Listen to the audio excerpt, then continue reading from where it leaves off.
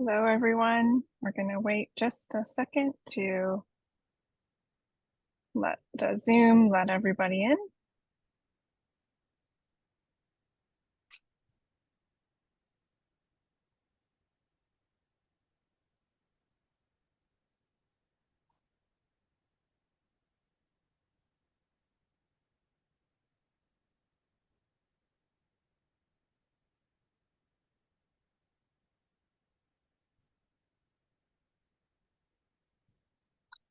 All right, we'll go ahead and get started. So, hi, this is Christy Sullivan. I wish you a good morning or good afternoon or good evening, depending on where you're calling in from.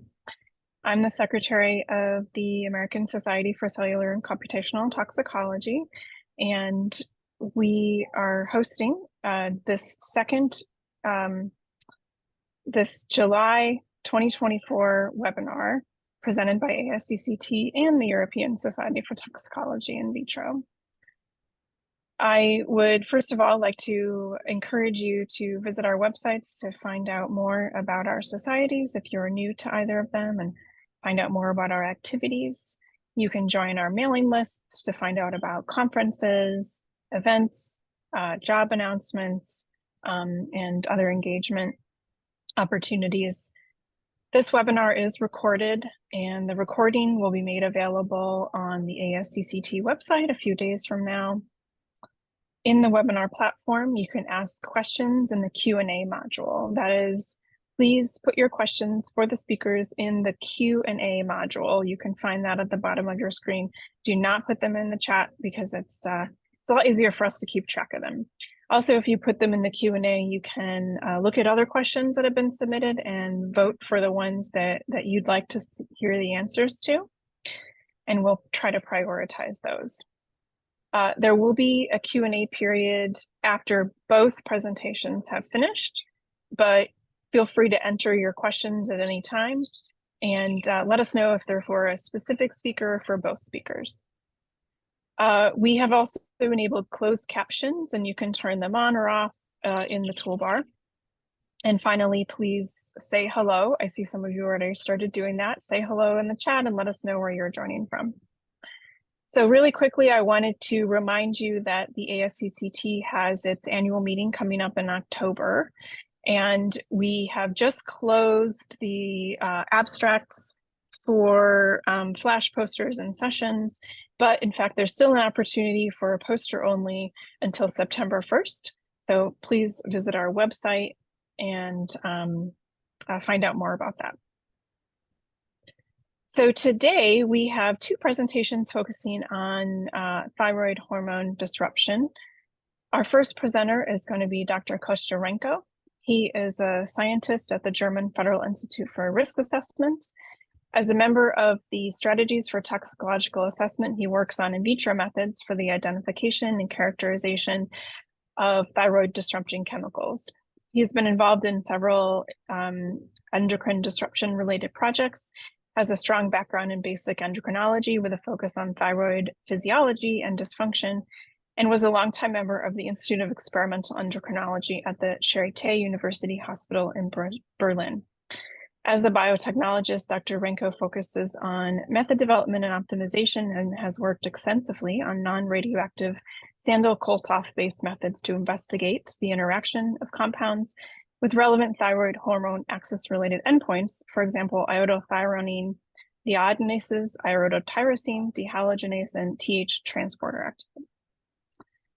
And our second presenter after Kostja finishes will be Dr. Chad Deisenroth. He is a cell biologist at the Center for Computational Toxicology and Exposure at the US EPA, with 14 years of experience in the development and application of in vitro new approach methodologies for predictive toxicology. He received his PhD in genetics and molecular biology from the University of North Carolina at Chapel Hill and completed postdoctoral training in chemical safety sciences at the Hamner Institute for Health Sciences. And finally, he's currently a principal investigator in the EPA Virtual and Complex Tissue Models Research Program and is a member of the OECD Thyroid Disruption Methods Expert Group. So I'm really excited. I think we're going to have some great presentations from these two experts. And without further ado, I will turn the floor over to you, Dr. Renko.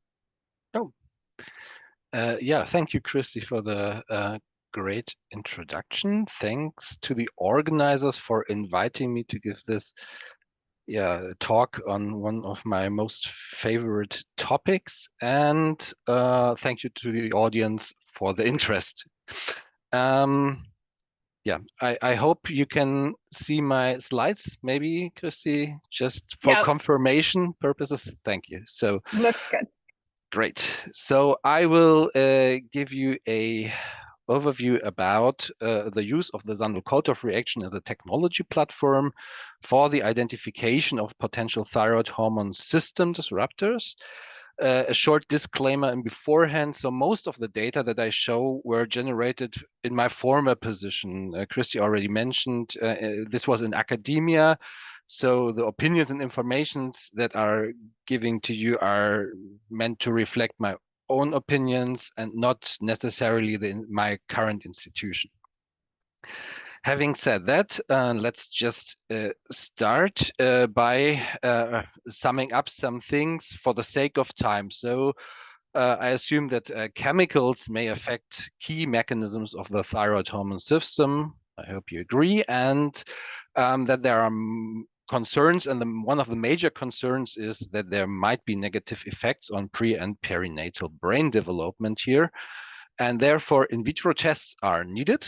And we have plenty of molecular initiating events to cover in different layers of the hormonal axis.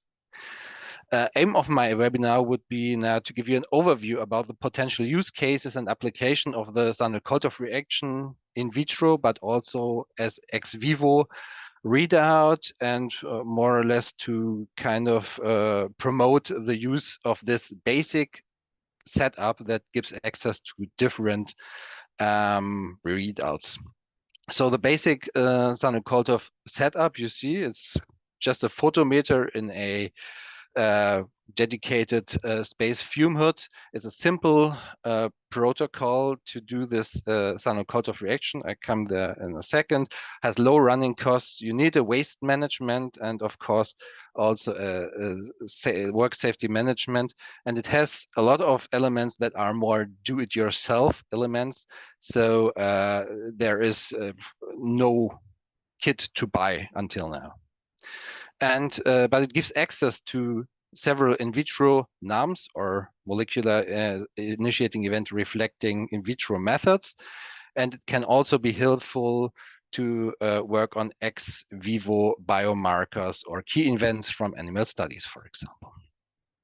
But first of all, let's just take a look onto the Sandell-Kolthoff reaction itself and the people who have described this first, which was Isaac Moritz Kolthoff, a professor at the chemistry department at the University of Minnesota, and his first PhD student, Ernst Birger Sandell, who are both here on the photo. This is Kolthoff, this is Sandell.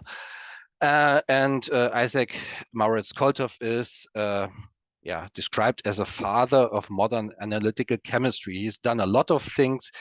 Who is interested should read it up. It's really interesting to know about his career, but we will now focus on one specific description, which I found to be first published here in 1934, which is just a letter in a chemistry journal saying chronometric catalytic method for the determination of micro quantities of iodine. I just read because it's really a good sum up of what we are looking at.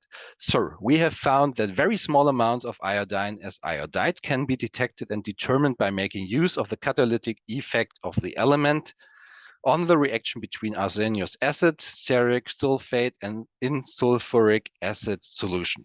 And this is the equation to that. What does this meant has to that time actually no photometry, but iodide determination via stopwatch.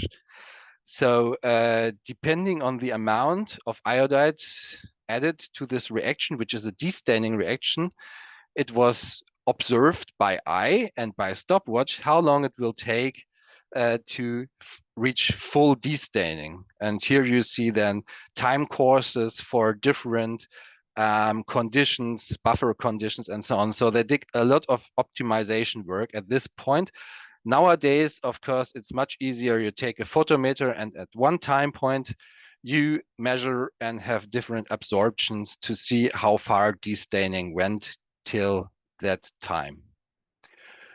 The basics of the Sandell-Kolthoff reaction just quickly summed up. So you have the oxidation of arsenide, you have the reduction of cerium-4 to cerium-3, and here the point is that cerium-4 is yellowish, the other one is clear, you have a destaining, and this is coupled now to the amount of iodide as a limiting factor. So the speed of destaining of cerium-4 depends on the amount of iodide present in the reaction mixture. This can be followed via photometry, and when you look up, for example, the absorptions after 20 minutes, and this is at least for the data that I present today, in most cases, the time point where it was measured, you see by the change absorption over time, you can measure the amount of iodide, which can be then converted into a standard curve, for example. So, but yeah, what is the setup? We are using the 96 well setup as most people are doing nowadays. We have 50 microliters of whatever you want to measure. Then you add the cerium sulfate and you add the arsenide solution, and that's it. Destaining starts. So instead of standard, what else can you detect? And the classical use case for the Sandell-Kolthoff reaction was actually measuring iodide out of urine. Yeah, this needs some pre-analytical work, so to say. So urine contains different forms of iodine species, and by digest via ammonium persulfate, for example, or nitric acid and hydrochloric acid, and application of heat, that the sample is decomposed and the free unorganic oxidized iodine species can be detected. And here is a standard curve where you can compare iodide standard curve to a clinical standard with a urine clinical standard after digestion. So you see this fits nicely. And with this technique, then you can quantify and determine the iodide status of a population. So to say, measure many samples and see how many people are under sufficiently supplied with iodide or under mild iodide deficiency or even severe iodide deficiency. So the first application would be a reliable method to determine the acute iodide supply or status of a population. And due to the minimal size of the sample that you need, this can also be adapted to rodent protocols. You can, of course, not just look onto whole populations, but also on individuals. And this is just, let's say, a more or less fun or proof of principle application. So by exposing your neighbors or your partners or whatever to potassium iodide, or even to a all-you-can-eat sushi buffet, you can nicely follow the ability of our body to get rid of overshooting iodide over time here, let's say over one day. But iodide in a bound or unbound form is connected to a lot of molecular initiating events from in the thyroid hormone system, and also to potential biomarkers. Regarding molecular initiating events, there are functions or key functions in thyroid hormone biosynthesis, thyroid hormone metabolism, transport, or breakdown and iodide retention that are coupled to iodine in some way, and also the intake, storage, organification, metabolization, recycling, and excretion of iodide or iodide-containing molecules can be monitored in the intact organism or from ex vivo samples then via respective activities or readouts. And I already mentioned urine here. So let's first jump into molecular initiating events. There are kind of two concepts to use the Sandell-Kolthoff reaction as a readout for biological activity. One The first one I want to address is the iodide release assays. So you have a substrate coupled to iodine, and over time, an enzyme, native or recombinant source, with the respective activity releases the iodine. And what you then do subsequently would be via an ion exchanger to separate the intact substrates from the released iodine, and the released iodine then equals to the activity. And of course, you can expose now your system to your test compounds, and the quantification then is done via the Sandell-Kolthoff reaction. And so in the end, or when you look onto our basic setup here, in this case, you're looking at eluted iodide as released iodide here. What kind of activities can be addressed? The first one is the iodothyronine deiodinases. These are 3 isoenzymes that are like the cellular steering wheel of thyroid hormone activity by deciding by inner and outer ring deiodinating activities. For example, if a T4 will be converted into the active T3 or directly converted into the active reverse T3. And this is on the cellular level. So the isoenzyme specific expression pattern is really can be traced down to a tissue or to an organ or to even a cell. So and so the cell decides about what's going on and how much active T3 would appear at this level. And of course, these enzymes can also contribute to iodine recycling. The second category would be the iodothyroxine deiodinases, breaking down monoiodothyroxine and deiodothyroxine as byproducts of the thyroid hormone biosynthesis. And this activity strongly contributes to iodine retention. And we know that, or about its relevance, because there are people who have mutations in this dehalogenase, and this leads to excessive excretion of iodide via the urine and can lead to hypothyroidism. This activity is highly expressed in the thyroid, but also in other organs. So both enzymes release iodide from their given substrates. And just to give a little bit more detail on one of those examples, so the iodide release assay via using the dehalogenase assay as the example. So here you have monoiodothyroxine as the substrate, the dehalogenase, recombinant or even endogenous, is exposed, or the substrate is exposed over time. You get a release from the iodide.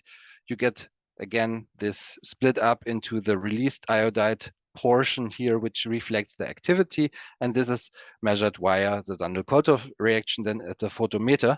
And now looking onto the working flow that we published years ago, this can be kind of miniaturized and set up in a micro theta plate format. So you do the reaction setup, the reaction start by adding the substrate in PCR stripes, for example. So everything can be done via electronic dispenser pipette. You have the incubation, and then you have the separation of the iodide, of the released iodide, via a 96-well Dovex column package. The release itself or the elution can be done via vacuum or centrifugation, and then you enter the Sandell-Kolthoff reaction for quantification. There are several publications on that by my former group, but also, and I want to specifically mention that, by the US EPA, by Jennifer Oelker, who has set it up, and colleagues who set it up a similar assay and applied them to the ToxCast libraries. And there is, well, this is a source of tremendous amounts of information on a lot of chemicals. So that was really a great step in this field. Furthermore, one of the assays is now in validation, and you can trace this in the tracking system for alternative methods towards regulation acceptance from the European Commission here. And this is the DIO1 Sandell-Kolthoff based assay. And I just want to address this in particular because there are some more details available also if you want to work with this setup. From the test definition, well, I don't want to repeat it here. The substrate here is then RT3, and you expose it to the DIO1 enzyme. In the case of the, this is an old assay. The radioactive version is from the 70s and 80s of the former century. What is now in validation is the Sandell-Kolthoff based variant, and with using human hepatic microsomes as the test system, so as a source of the enzyme to be applied for compound testing. This is, or was under pre-validation within the NetVal thyroid project, and is now under further validation in the PEPPER initiative. And I just want to mention that there are two additional publications by the NetVal lab, by BASF, Andreas Weber and colleagues, who did nice and detailed work on all technical optimizations, cofactors needed, batch variations, giving data on positive, negative reference compounds, suggested a specificity testing. Then in the second publication, a blinded study with more of the test compounds, and then also a suggested data interpretation procedure. And I think one of the greatest things of this publication is that it comes with a full SOP. So when you are interested in setting up such a method, then this SOP, I would say, even if you don't want to do DIO1, but something differently with Sandell-Kolthoff, this is worth looking at because this is such a good and detailed description. Okay, coming to, let's say, the second way to use the Sandell-Kolthoff reaction for a biological readout, which are the iodide or thyroid hormone uptake assays. And this addresses usually the sodium iodide symporter, or a transporter. Established is the transport via the monocarboxylate transporter 8. And the overall workflow is that these transporter expressing cell line is exposed to its substrate, iodine or thyroid hormone, for example. Over time, this is taken up by the cells. The cells are washed, and the taken up substrate after lysis of the cells is then quantified via the Sandell-Kolthoff reaction. Again, you can expose this system then to your test compound, and here the measured iodine content of the cells then now equals to the leftover activity of transporter activity of your cells. So in this case, you're looking on lysed cells for the uptake assays. And as I said, so there are two well described molecular initiating events till now where you can apply this. One is the sodium iodide symporter, which takes up iodine into the thyrocytes usually.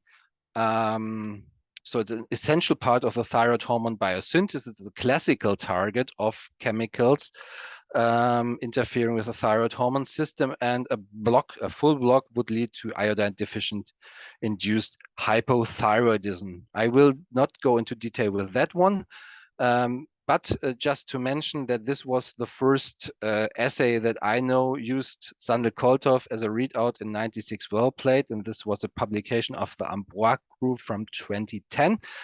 But there is a great description and in-depth study of Health Canada by Mike Wade's group there, published in 2019, describing the Sandell-Kolthoff variant of the NIS assay. And you can also trace this in the SAR database. Thyroid hormone transporter function, which means in this case MCT8, there you have as a substrate not just iodine, but thyroid hormone. This is until now the most prominent thyroid hormone transmembrane transporter, in my opinion.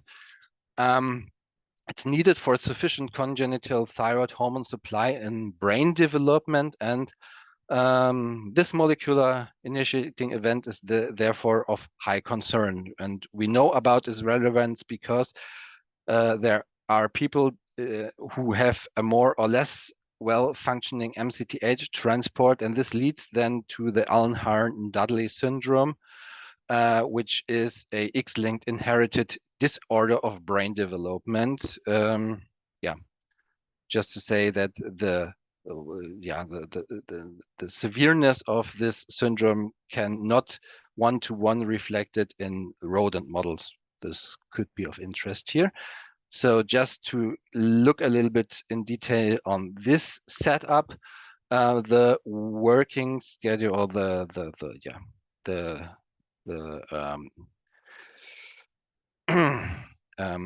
setup here is that you seed your cells, you expose them to your iodothyronine, which in this case would be, for example, T3, plus minus your testing compound. After incubation, the cells need to be washed quite carefully and intensively because thyroid hormones are sticky. And then you need a further digestion step by using ammonium persulfate in our protocols and heating up, because you need to release the iodide for proper measuring. And then the lysate goes into the Sandell-Kolthoff reaction. And this is just some proof of principle data from the initial papers. So in cells expressing high levels of MCT8, you can nicely see the relative uptake by the Sandell-Kolthoff reaction compared to mock transfected cells. And because you are not bound to, for example, radioactive tracer molecules, you can also choose freely between different substrates that you want to use. And you can look also onto, let's say, the transport spectrum of, in this case, MCT8. There is not so much data or not so much publications until now on this assay. Our group itself discovered a very potent silicrystine, reference inhibitor silicrystine, which is a compound that's found in milk thistle extract.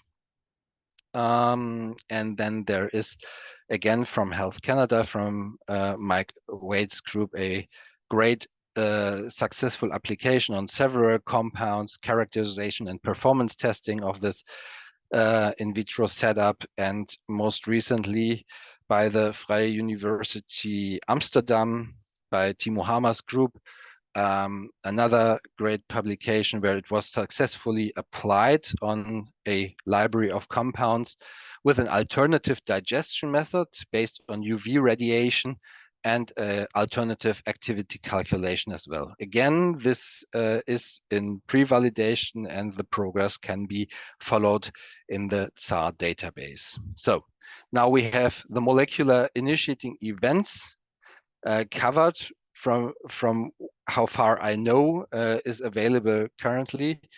As a second topic, just quite quickly, the Sandell-Kolthoff reaction gives also access to ex vivo activities that might serve as biomarkers from animal experiments, for example.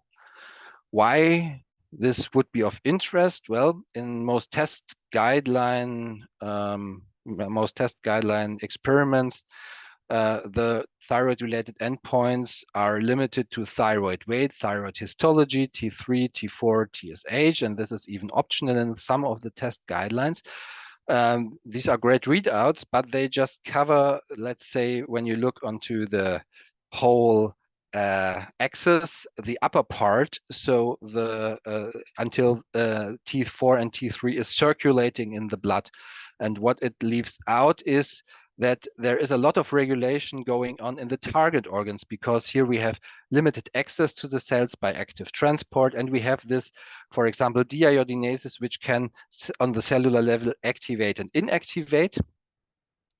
So it would be nice to get a full picture here, and here we we used a rodent model, an available rodent model, in this case mouse, as a proof of principle experiment where animals were treated to be very hyperthyroid by T4 or hypothyroid by blocking TPO, by blocking the NIS and giving low iodine diet. Looking onto the blood work, of course, You see the respective regulations, so increase or here decrease of the circulating levels of hormones. But what you can also look on are the organs. And here you see then, in addition, characteristic regulations of ex vivo DIO1 and dehalogenase in thyroid as, let's say, the organ in the middle, but also liver and kidney as two of the target organs.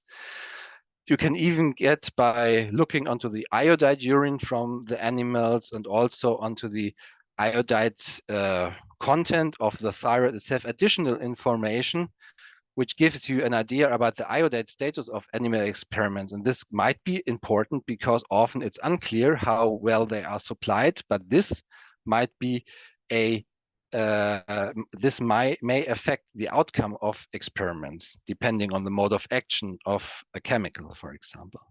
So overall, it might be also a good idea to keep in mind that there are options also to do ex vivo analysis for DIO1 and dehalogenase from thyroid, liver, and kidney here as, let's say, biomarkers. Use the Sandell-Kolthoff platform. It's always the same setup there.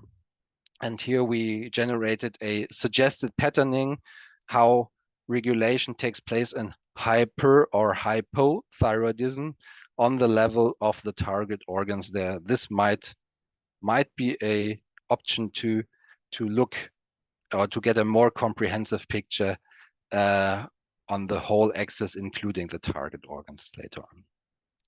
Okay, so there are some applications, but not enough to say if this is really worth the effort. This is something that needs to be tested in the future. And just to overview and sum up, so I hope that I have convinced you that this basic setup is quite interesting, quite fruitful, and it makes it is available, and all these readouts can be available then as research tools, for example, in compound testing. And some of these in vitro assays are even entering pre-validation and validation as a potential part of thyroid hormone system dedicated in vitro battery. So there is most probably more to come, or we hope that they will reach this status later on. So I'm finished now. So thank you for your interest, and thank you to the heads of my current department and unit, and to my current group, and all the people who have contributed here should be named as well. Thank you.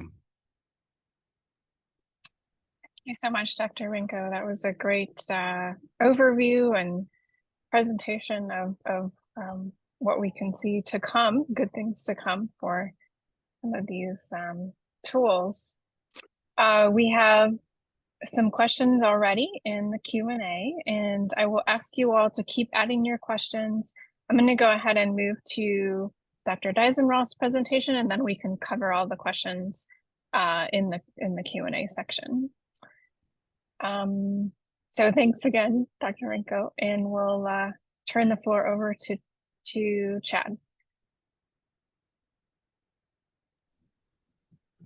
Okay, thanks, Christy. I'll go ahead and share my screen here.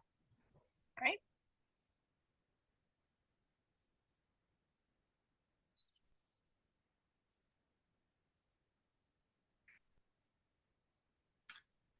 All right. Is that full screen? Yes. Okay. Great. Well, I'd like to thank Kostja for such a great presentation, and hopefully we'll provide some additional context to all of the fantastic work that he's presented. I'd like to thank the organizers as well for the invitation to speak today. And I'll be talking about our work on advancing applications and acceptance of the human thyroid microtissue assay. So I think many of you probably are familiar with the endocrine disruptor screening program within the US EPA. It's mandated to evaluate chemical effects on estrogen, androgen, and thyroid endocrine pathways. when the program was established, it adopted a two-tiered testing battery, which consisted of both in vitro and in vivo assays to evaluate effects on these endocrine pathways.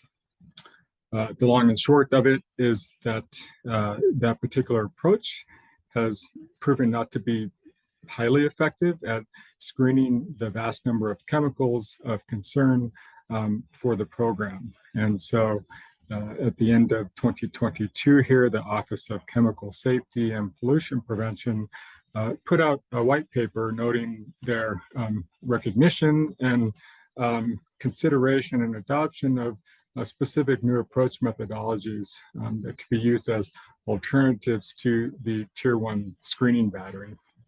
And so specifically, they pointed out the validated estrogen receptor and androgen receptor pathway models.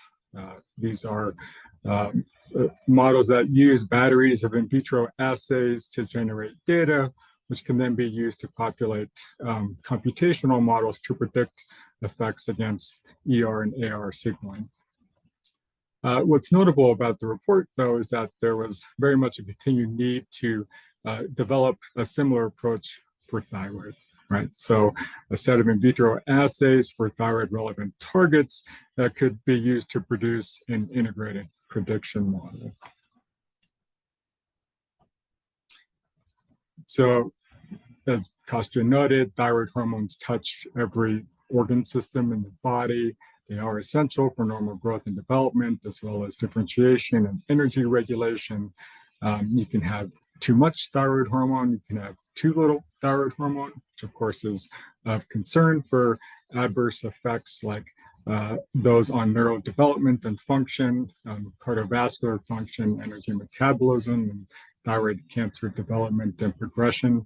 And of course, we know there are environmental chemical exposures that are indeed associated with thyroid dysfunction. My lab specifically focuses on the thyroid gland, meaning that there are many modes of action relevant to maintaining proper thyroid hormone levels, including synthesis, distribution, metabolism, target tissue activity, and feedback regulation. So thinking about hormone synthesis in particular, there have been high throughput assays developed for molecular targets or molecular initiating events in the context of the thyroid gland. These are the various targets here listed relevant to hormone synthesis dynamics. There have been both cell-free as well as cell-based assays developed for these targets, and they have been used to screen thousands of environmental chemicals, of which they've identified hundreds of potential thyroid disrupting chemicals. And so when we think about that in the context of an integrated thyroid adverse outcome pathway network, you can't really see this here, but we've got quite a bit of information about a chemical effect on a specific MIE, right? But we don't really understand how to put that in the context, meaning how do you tie a chemical effect to a functional effect in the thyroid gland, right? And so that's where my lab started working on thyroid. We took this approach to develop an organotypic model, which could be used to integrate all of those molecular components into the context of a single biological system in a manner that allowed us to interrogate the effects of chemicals on thyroid hormone production, right?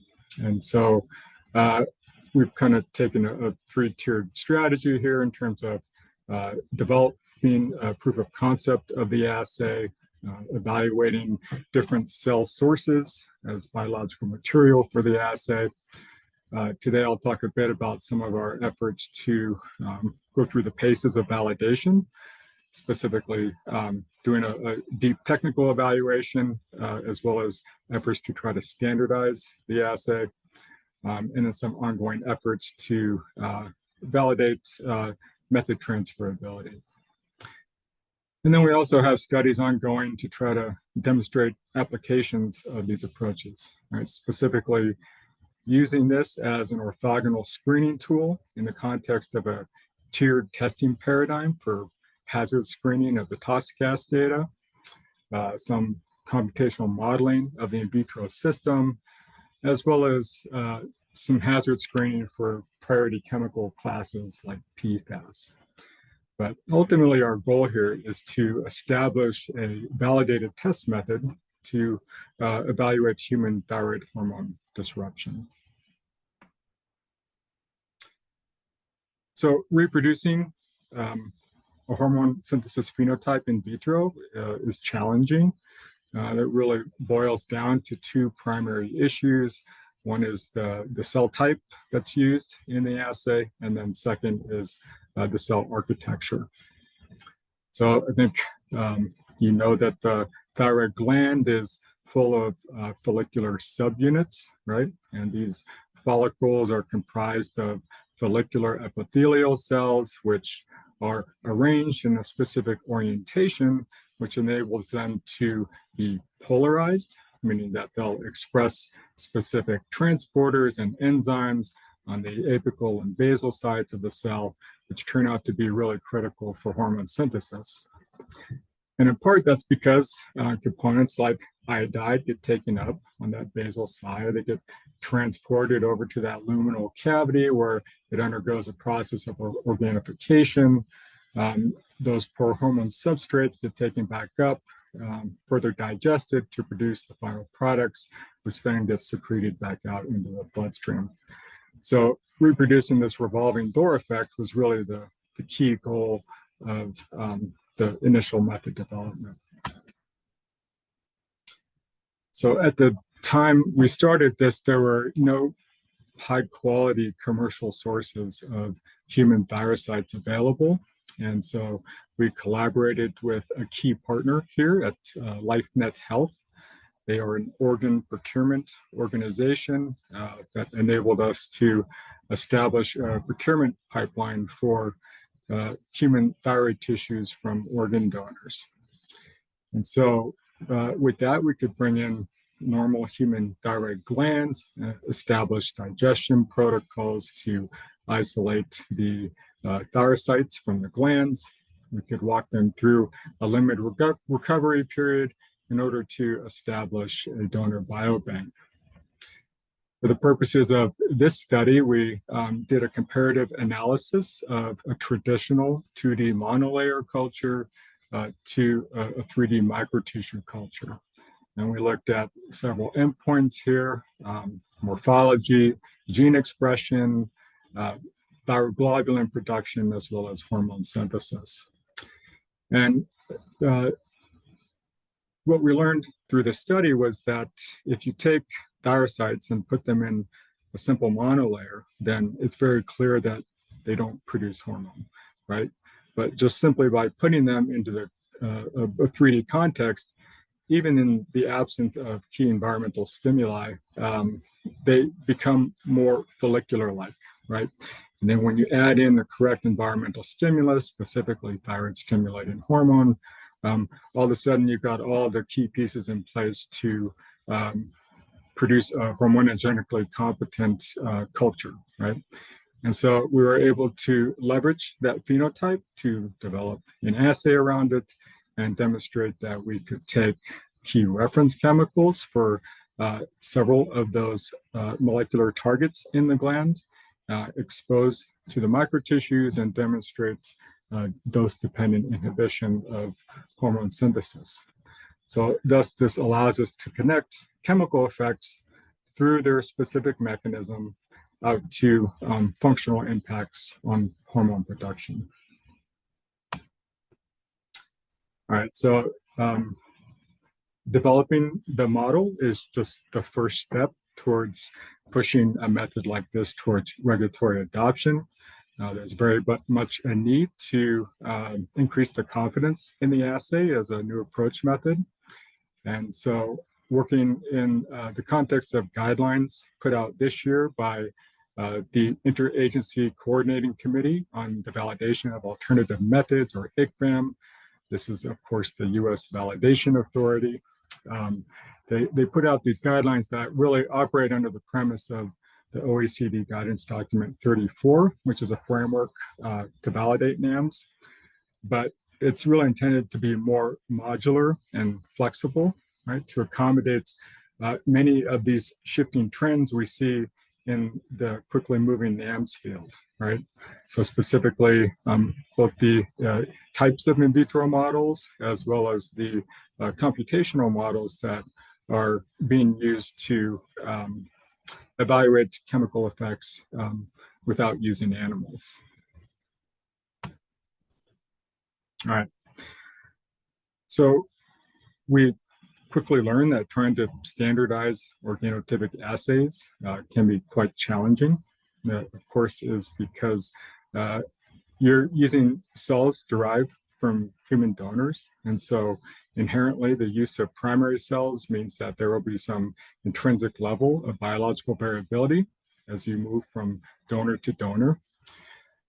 So on the one hand, you have one camp that says, well, if you're using an engineered cell-based assay, right, they want the assay to be completely reproducible in terms of all its relative performance metrics, right?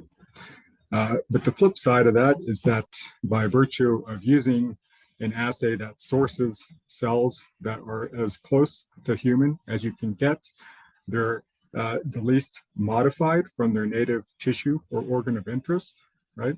This does allow you now to get to a point where you can really evaluate a range of human responses. And ultimately, from a regulatory perspective, that's what we're most interested in, right? Because we're trying to understand not only the variability in responses across a general population, but also trying to hone in on those highly susceptible populations where the regulation is really taking place, right?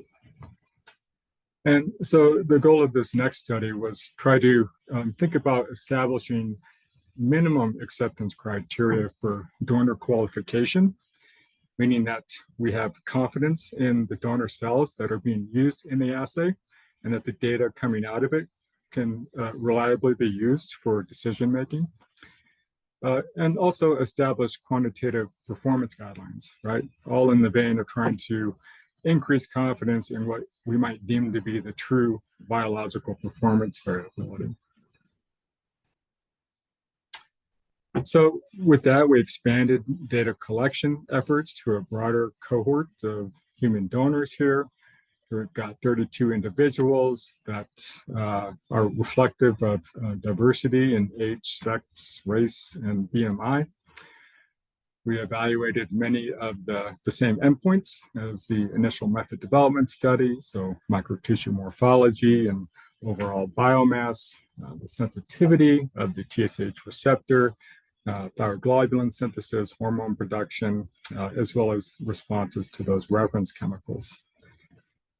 And the basic design was very straightforward here, right? We had 3 different treatment groups. The first being the negative control, meaning what happens to those microtissues in the absence of thyroid-stimulating hormone. We have the positive control group, which is actually the assay-specific condition. So microtissues exposed to TSH. And then a third group here where we're actually controlling for that second group by adding an antibody that partially blocks the ability of TSH to activate the TSH receptor. The protocol was modified a bit from the original publication.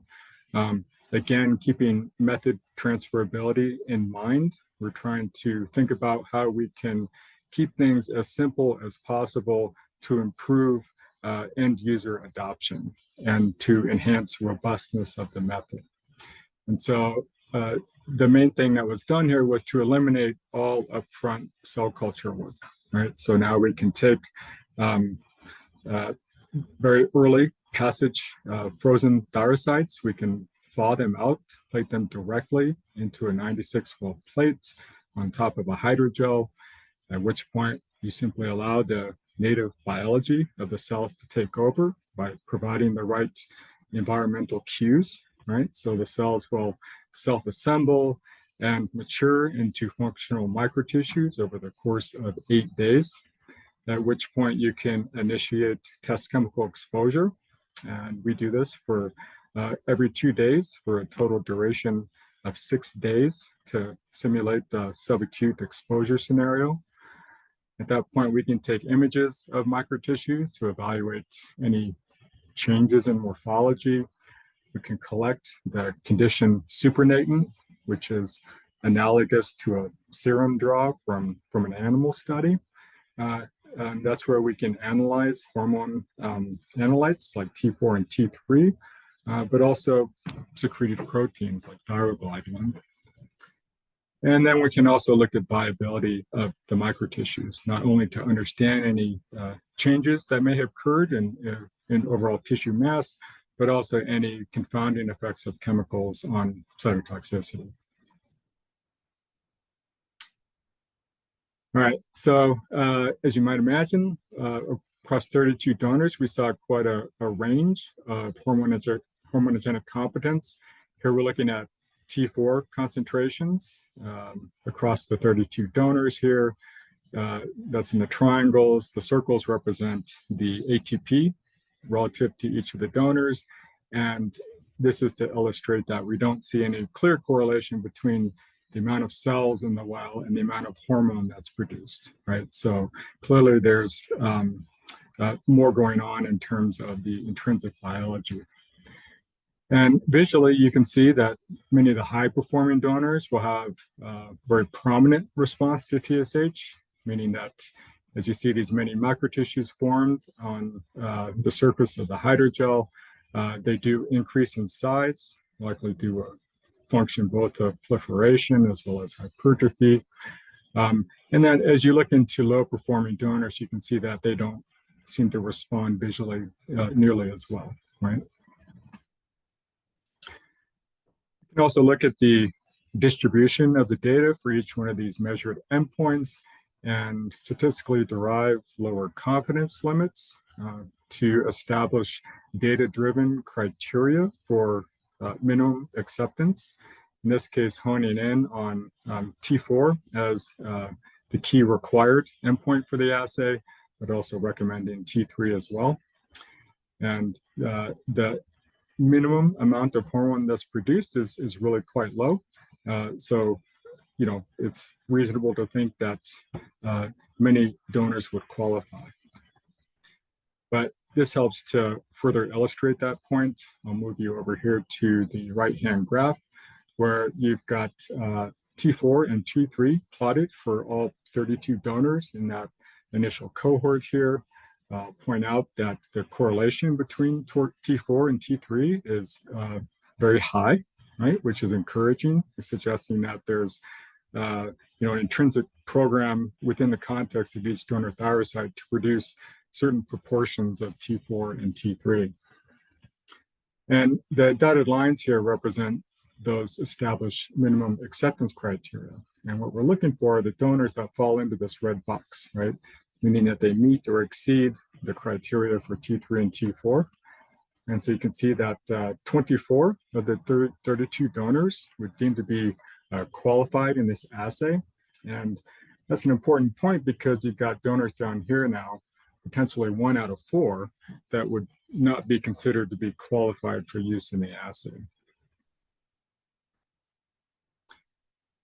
We can go on further to look at the technical performance metrics, things like dynamic range and the precision and screening quality. And the point here is if you focus exclusively on the qualified donors, that despite using this variable donor platform, you actually get very strong technical reproducibility, which is again a key component for validation. Moving on to reference chemicals here, we've been evaluating 4 different reference chemicals for proficiency testing. That would include 2 anti-thyroid drugs, these TPO inhibitors, methimazole and 6-PTU. We've also added sodium perchlorate, which of course inhibits the sodium iodide symporter. And then we've got methomyl, which is a pesticide that's got no indications for in vitro or in vivo thyroid activity. So that's our negative control.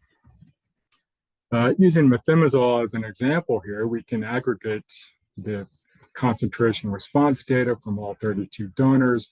We can run regression analysis on it and get a reasonable model fit and derive some point of departure, right? But the point here is if we exclude those non-qualified donors from the data modeling, you get much tighter coupling of the data points within the cohorts. You get a stronger goodness of fit, and then ultimately you get decreased variability in that POD determination. And that's further illustrated down here, where you can, again, take that total donor cohort of 32 individuals. You get some goodness of fit here. If you pull out the least qualified donor one by one, you start to incrementally improve the data modeling up to the point here where this denotes the cutoff for donor acceptance. You could see the data actually plateaus at that point, right? So despite the level of average T4 that's produced in the group of individuals, you can test 5 individuals, you could test 24 individuals, and your data modeling would be very similar. The same is true for the POD variability, right? So now we're looking at confidence intervals, again, across the total cohort. As you start to remove those non-qualified donors, you reach a point of stability here, right? To where you can have reasonably the same degree of confidence in the POD determination, again, whether you're testing a few donors or whether you're testing many, many donors. We're also interested in how donor demographics may influence in vitro performance. And so we did some multi-regression modeling to look at the contribution of donor age, sex, race, and BMI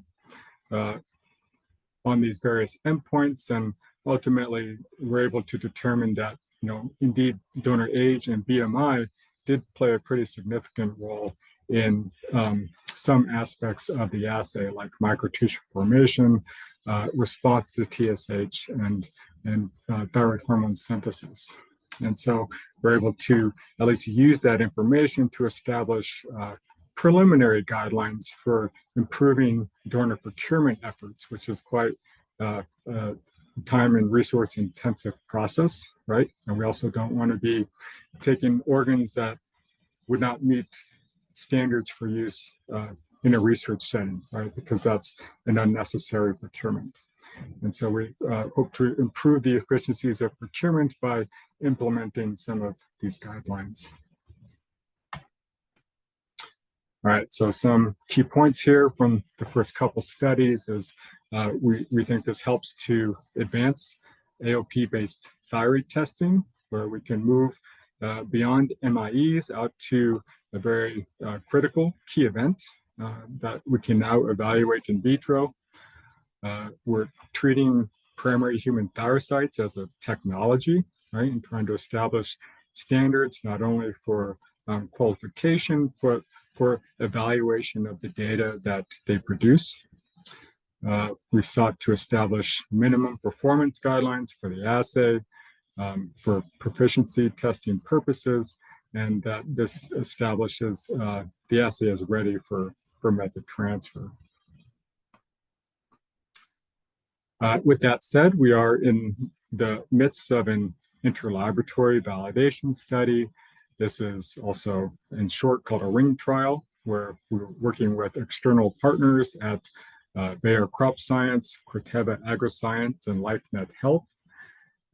We're fortunate to have NICEDM, which falls under the umbrella of ICBAM, coordinating the study and providing that necessary authority and independent oversight. We've also got an independent validation management team, which also provides that critical level of peer oversight on study progress and outcomes. And so hopefully we'll meet our objectives here of standardizing this as a test method, evaluating method transferability across the different laboratories, and also looking at some limited interlaboratory reproducibility with those reference chemicals. All right, and so where does this fit all in the broader landscape of thyroid testing, right? This assay is just one puzzle piece in a much bigger puzzle, right? It's been 10 years plus now since the OECD published their guidance document on the availability of in vitro assays for thyroid testing. These were really broken down into different blocks, right? And so hormone synthesis is where the microtissue assay falls in block 2 here. As Kostja noted, there have been 18 assays that have been validated by ECVAM, right? And this report was released last year, and you can look that up. But many of these assays are continuing to be evaluated by the Thyroid Disruption Methods Expert Group and the OECD to evaluate their level of readiness for inclusion in a broader battery of thyroid assays. And so our goal is to continue to pursue validation efforts of the microtissue assay and hopefully include it in the context of a broader screening battery. All right, so I'd like to acknowledge all of my lab members who were involved in these studies, as well as our collaborators, and we'll look forward to fielding your questions here in the next section. So thanks for your time, and thank you for listening.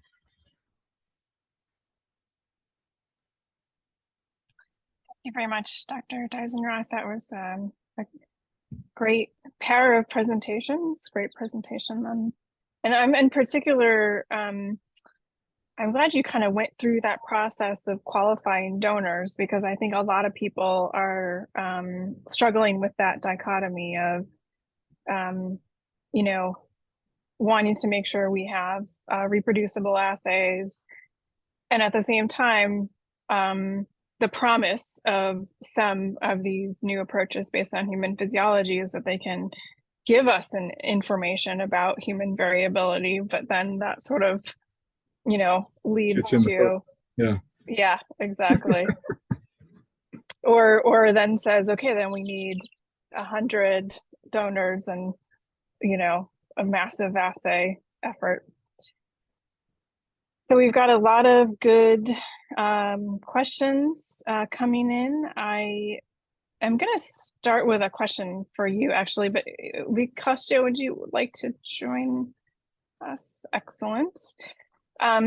Question for you, Dr. Deisenroth. How did you decide the donor qualification criteria? Because I see there was like a couple of things called out for you that you had called out, like BMI and age and things like that. And was it sort of expertise driven, or did you have some data to lead you in that direction? Right. So there's really two sets of criteria. One is the criteria that we use to move forward with any tissue procurement from an individual organ donor. So initially we had set those up using fairly broad criteria just to ensure that we could actually get tissues in to work with, right? And then the second set of criteria are really focused more on the in vitro performance, right? And primarily things that we can practically measure in the assay. What can we see? What can we measure quantitatively? And so we wanted to just be able to look across all of those endpoints to evaluate the variability across the donor cohort, but recognizing that hormone production is the salient feature of the assay, right? It just makes sense that that needs to be the required component for donor acceptance, right? And I often use the analogy that if you're trying to run an in vitro metabolism study and you're trying to qualify hepatocytes for your study, well, you want to ensure that the hepatocytes you're using may be induction qualified and that they may be competent for phase 1 and or phase 2 metabolism, right? And so this is really no different, right? We've just got a different tissue with different properties that we're trying to ensure that those are present and active so we can trust the data that we generate in the assay. Okay, great, thank you. So another question is maybe for Kostja. And it's extending a little bit the information about that you shared about validation and some of the assays coming into validation. So they're wondering, have the, well, you said they haven't yet been validated, but they're in and in validation. One of the questions is, are they available as high throughput assays? And where would one access the output from these assays? And third question, have these MIE events been uploaded to the AOP wiki? Yeah, thank you for the question. There is, well, high throughput depends on your definition. So of course, there are the huge amounts of data provided by the US EPA on the one hand, by the for the ToxCast chemicals, and there is in the Athena project in the Urian cluster also a group where I'm also a partner in, where we are doing this in a 384 well format and with with huge libraries. So it is high throughput. So it can be put into high throughput format with a given limitation regarding, for example, this column separation step, which cannot be miniaturized to really 1000 whatever well format, I guess. The data from these studies hopefully will be available soon. So the Urian cluster has almost ended its work. So also the Athena project. So publications are in preparations there. And what was the third question? Sorry. It was whether the MIE or the MIEs are within the AOP wiki. Some are, of course.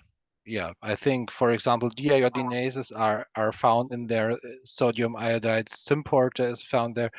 With the MCT8, I'm not 100% sure, but I've actually I didn't went through them, but most of them will be presented there, not always for human health, but also from ecotox, I think, especially for the deiodinases. I have in mind that there was something, but yeah, I'm not the expert in the AOP wiki, so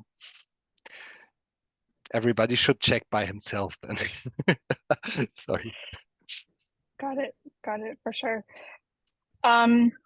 Okay, another question for Chad around donor qualification. Are there any, regarding 25% of donors not qualifying, are there any influences of, and I know you presented some of this data, gender, ethnicity, age, or subclinical status of hypothyroidism, Hashimoto, sort of brainstorming, wondering whether they're sort of, Sure. Go ahead. Yeah, well, I think one thing I like to point out, the limitation to the study is that, the sample size is still very small for any type of statistical analysis, right? Now, 32 donor samples is fairly large for an in vitro study, but once you start to crunch the numbers and really start to try to gain some insight into the influence of these parameters, you really have to take it with a grain of salt, right? And so that's why, in terms of like multi-regression analysis, there were some very clear trends in terms of age and BMI, meaning that they were inversely correlated with, for instance, thyroglobulin synthesis. So the older the donor, the less thyroglobulin they produced. The same was true for the BMI of the donor, right? The higher the BMI, the lower the thyroglobulin levels. And that relationship held true, though not as tight, for some of the thyroid hormone measurements as well, right? So those are key trends that I believe when I see the data, but would certainly want to see much more data before we had, higher levels of confidence there. Now, in terms of some of the other demographics, particularly the donor sex and the donor race or ethnicity, I really just don't think we had enough diversity to properly sample that. So there were no significant effects, but I would just point out that don't take that to heart, right? So sample size is very important. Yeah. And maybe I could add too, and I know this from IIVS does work with donor lung tissue. Sometimes you can't get access to some information about donors because of HIPAA regulations and other privacy regulations. So you may not know, pre-existing conditions or things like that. That's true. But one thing we would note here is that, LifeNet does continue to work on the thyroid program. They've really made tremendous progress in developing thyrocytes as a commercial technology. And I don't want to jump the gun here, but I believe they will be hopefully releasing a commercial product soon. And a key piece of that is including a certificate of analysis that does have much of the background information on the donor cells, right? So that would include the demographic information as well as some limited medical history and some lifestyle considerations as well, right? So I guess all that's to say is that, as we move forward in this field and we continue to use primary cells for these organotypic models, it's really going to become of increasing importance to have all of this additional information, right? And that we should be setting standards around the cellular material that we use in these assays, because it's arguably the most critical determinant of the assay performance and outcomes, right? Yeah. Great, thank you. So we have a question for Kostja. It's coming from Marco. As highlighted, there is relative abundance of DIO1 methods. Could you share any insights on using the SMK reaction for DIO2-3 isoforms, which have different spatial temporal distribution, and so provide for different regulatory challenges? Or is it possible to say that a negative DIO1 assay would be sufficient to exclude effects on other isoforms? Last question, no, I don't think so. Okay. So there are specificities regarding the different isoforms. For example, if you look onto even the reference compounds that are used, so you can inhibit DIO1 with PTU, you can't inhibit it with inhibit with PTU DIO2 and DIO3. So there is some specificity, and yes, testing is available. Again, I have to point first of all to the ToxCast data, because with recombinant sources you can use the overall paradigm of this assay with all three deiodinases just by using the substrate that is most fitting to your enzyme, and also a recombinant source that just produces this one enzyme. When it comes to endogenous sources, of course, the thing is a little bit different. Of course, DIO1 is abundant and is by the factor of 100 or something like that, higher expressed regarding activity in the respective organs than DIO2 and DIO3. And from my experience, you would never be able to measure DIO2 and DIO3 endogenous signals from any kind of tissue, as at least nothing I had in hand right now was able to produce a signal for DIO2 and DIO3.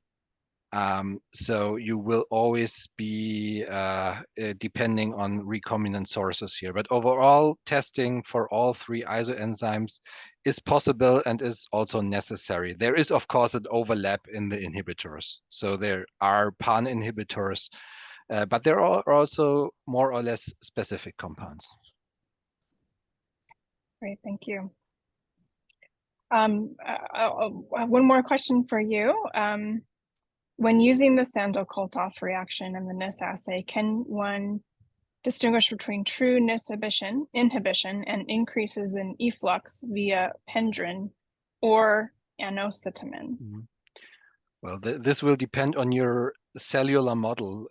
So the most classical model that was used are the Fisher rats thyrocytes, so the FRTL5 cells, where you can, of course, use the Sandell-Kolthoff reaction to measure iodide uptake. And I'm not sure in how far they are expressing pendrin or other channels there.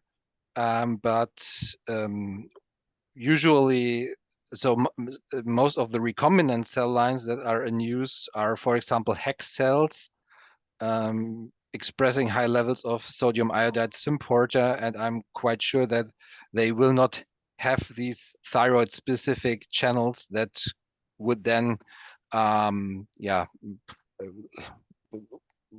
support the export.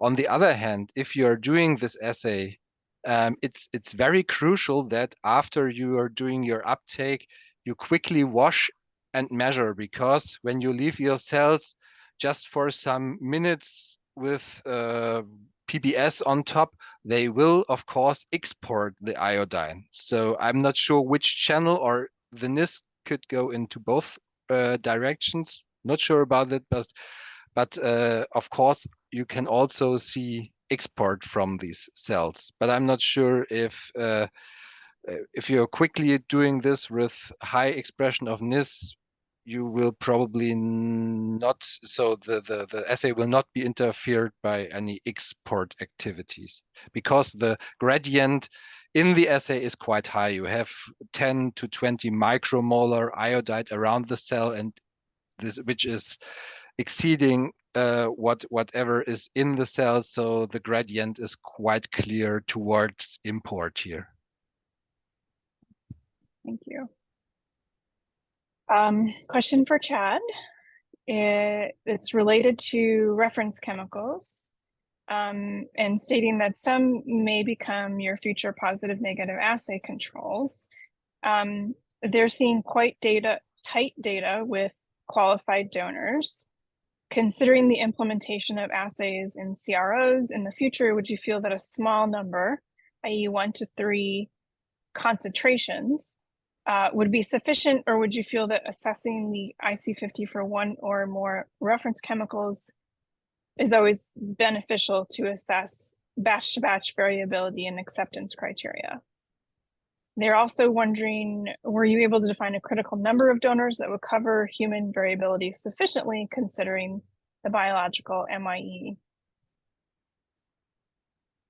That was a complicated question. I don't know if you can pull it up and look at it. But that's okay. Let's try with the reference chemicals. So I guess my takeaway was, can we reduce the number of concentration intervals tested for, routine evaluation? And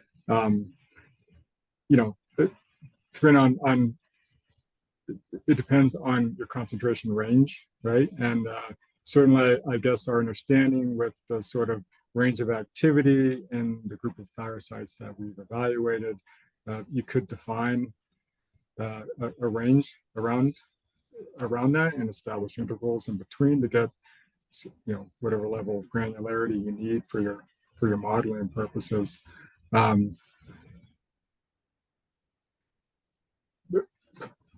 personally, I would probably not want to, do any less than 4 or 5 intervals, but could you reduce it to 3? I suppose you could, if you're just trying to confirm that the donor is active, right? That certainly would be sufficient to do so.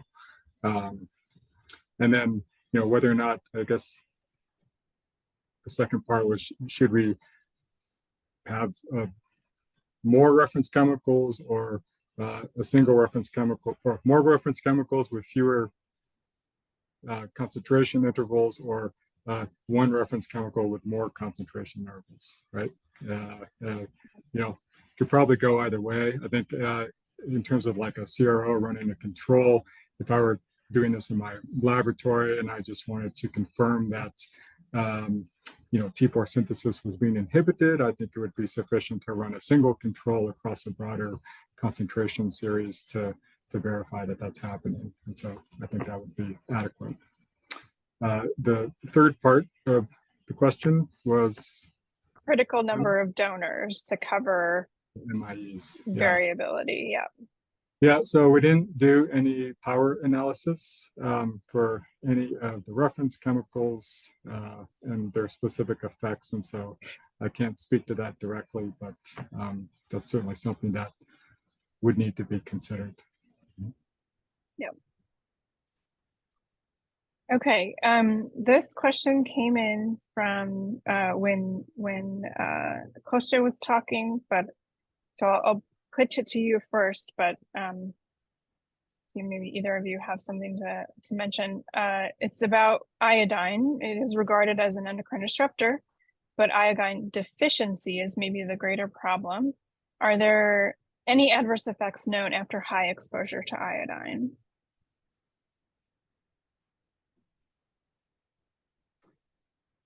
Well, at least with the thyroid gland, there are natural responses to high levels of iodine, right? For instance, the Wolff-Chaikoff effect, which will decrease the amount of iodine that gets taken up into the thyrocytes, primarily by down-regulating transporter activity, specifically with NIS.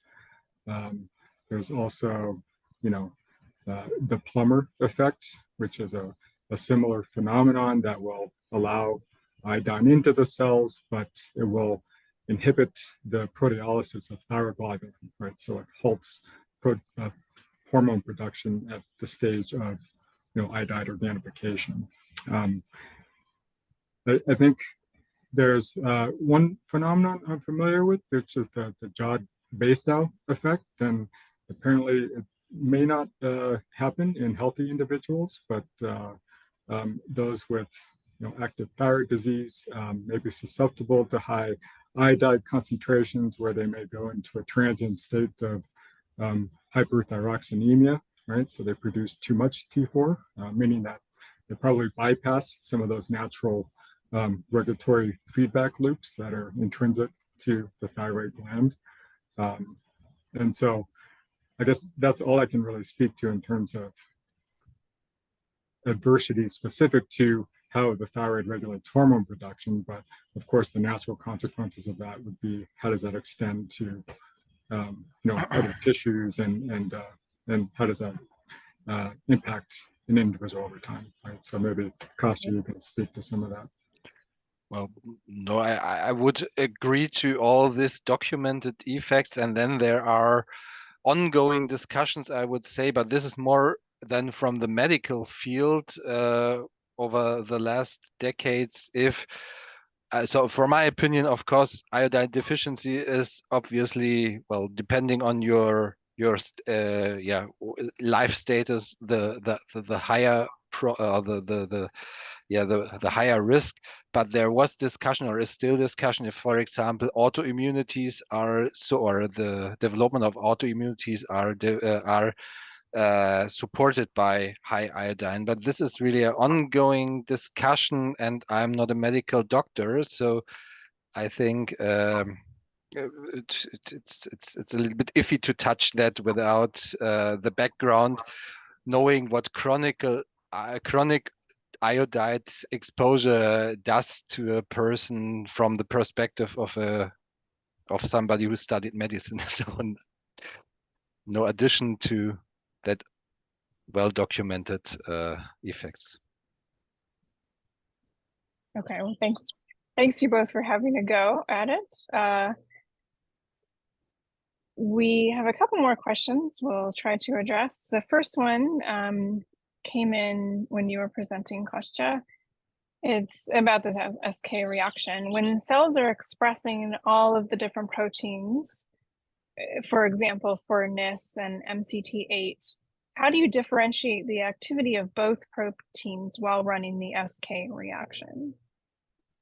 Well, this would be a problem if you take cells with endogenous expression and they are expressing both activities. But for example, when you look onto NIS and MCT8, of course, you expose them to the substrate of your interest, which would be thyroid hormone in the case of MCT8 and iodide in the case of NIS, but usually these test systems are really addressing the individual molecular initiating events by just expressing them over to a very high degree. So I think that by just choosing the right cell line and overexpressing the molecule, this usually rules out that there is some unclarity about the effects that you are looking at.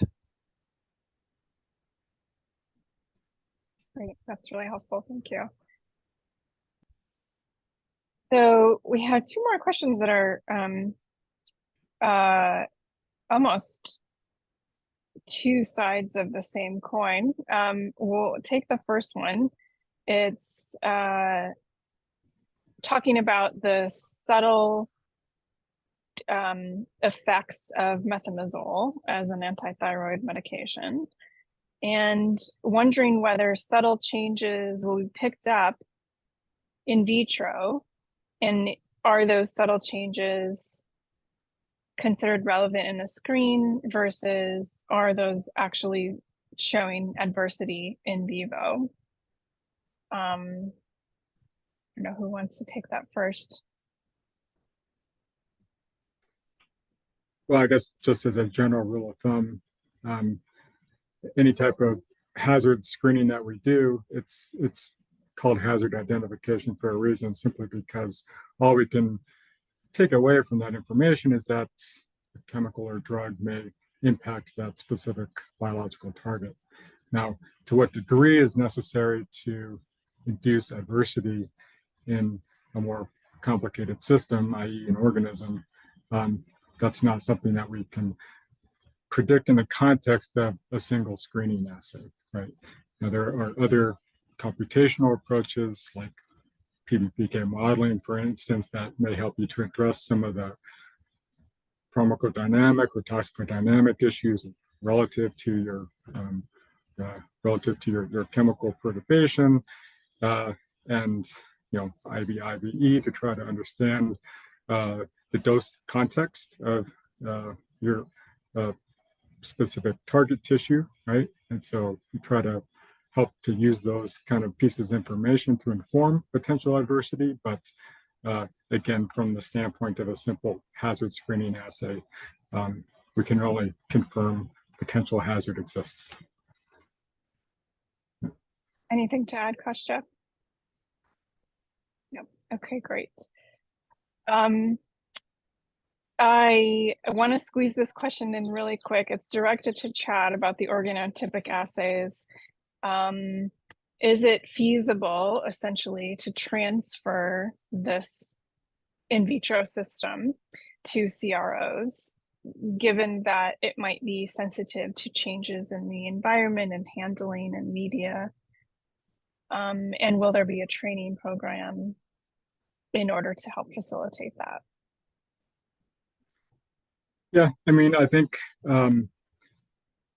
we've got this ring trial ongoing, and some of our preliminary data supports the ability to transfer the method into other laboratories. Now, these are labs that have some general experience in cell biology and complex in vitro models, which is certainly important for adopting the method. But we think it's potentially simple enough that as long as you're getting qualified materials in terms of both the cells and the media that's used, that this could be run in a CRO setting, which effectively is the goal anyway.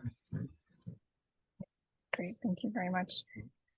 Well, I'd like to thank both of you, Chad and Kostja, for your presentations, for taking the time to share your work with us, and all of you for listening and for your great questions. We'll close out the webinar now exactly on time, and hope you have a great rest of your day, everyone. Bye-bye. Thanks again. Thank you. Bye. Thank you. Bye-bye. Thanks. Bye.